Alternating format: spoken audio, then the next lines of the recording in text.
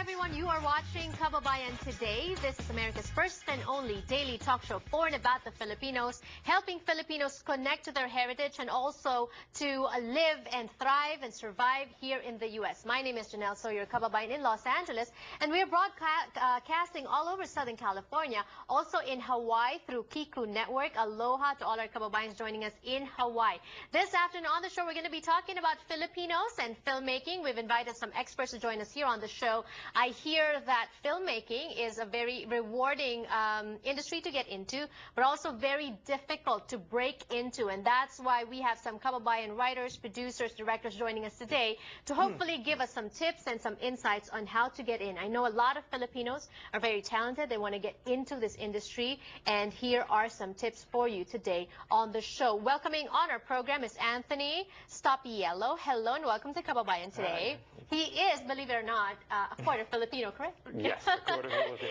And he is a producer, director, writer, or just producer, writer? Just produce. Just produce. He's produced some shows for cable channels, cable companies, and also is now venturing into producing film as well. We're going to be talking to him also today. Craig Wilson is also in filmmaking, and he actually started a group for Filipino filmmakers called Eclectic Media. Yeah, Mental Eclectic. Mental Eclectic. Hello and welcome to Kababayan today. First, I guess, let's talk a little bit about your background. Anthony, you started in TV and then moved over to film. Why is that? Is TV not enough? I like the bigness and unlimited ability and features. And I like the common denominator is where you have a group of strangers going to a movie theater for 2 hours to have this one common goal, and to be entertained and to enjoy the movie. And what you can do on the screen to tell your story is just amazing. Right. And telling stories is something of a passion for you, Craig, which you've known at an early age. In fact, you always wanted to be in film. That's why what you went to school for. And you have a short film that is currently slated to run on Netflix. Congratulations. Thank you very much. Yes. Thank you. Tell us a little bit about your history background. Well, as I like to say, like the moment I was born, I looked at my mom and dad and said, I want to be a filmmaker. It's just something that's I've always been into. And film wasn't as accessible when I started, so I did a lot of theater at first. And then I went to LA Film School. I graduated 2003, and I've been kind of pursuing it on various levels between San Diego and Los Angeles ever since. Okay. The theme that I hear from filmmakers is that it's not easy.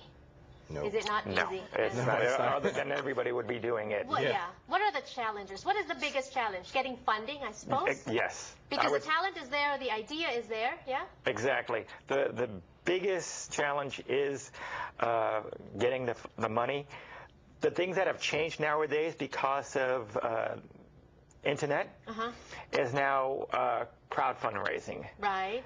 You got Kickstarter, you got Indiegogo. So basically this lets you have the public get involved of donating. They get certain perks. You get the money to make your film. It's still difficult, but maybe a little bit more permissive than the traditional private investors where you need the business plan and yes. When you talk about Indiegogo, is this like a Kickstarter for indie filmmakers or just filmmakers in general?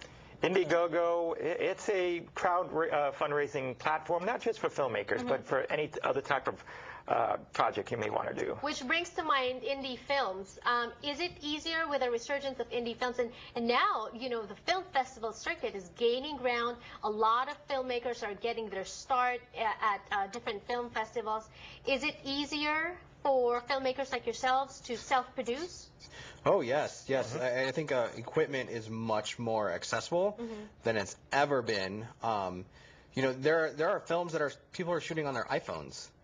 Honestly, like feature-length films shot on an iPhone. So, I think it was Francis Ford Coppola that once said, like, at some point, an 8-year-old kid is going to be our next super director because they're just going to be able to do it with the equipment that they have available to them. And then with websites like YouTube and Vimeo, it's really easy to get it out there and get discovered. Right. What did you do to get your film on Netflix? Well, so it's not quite on Netflix yet, but it's slated to be Really? with a bunch of other films on Netflix. Okay. I actually met the distributor on Twitter. Oh, wow. So social media is just big. Yeah, it's huge. Would you say that filmmaking depends a lot also on networking? Because I hear that a lot. Yes, it really does. It's basically who you know in the business. Right. It's social media, your Facebook, your Twitters, your LinkedIn, but it's also going out and actually meeting them at social gatherings or organizations like with Mental Eclectics. Yeah, is that why you formed Mental Eclectic? Yes, it is. It is. It was to meet a bunch of people, and if all of us are working together on our various projects and sharing our resources, then we're a lot more powerful than like two of us going out and trying to meet a bunch of new people. I love that idea. We're all Filipinos here, and it's called bayanihan. Collaboration over competition, correct? And that's what we're going to be doing today, meeting some of our kababayans in the industry and hopefully learning from them and hopefully networking with them and brainstorming with them. We have more when we return on the show. Don't go away.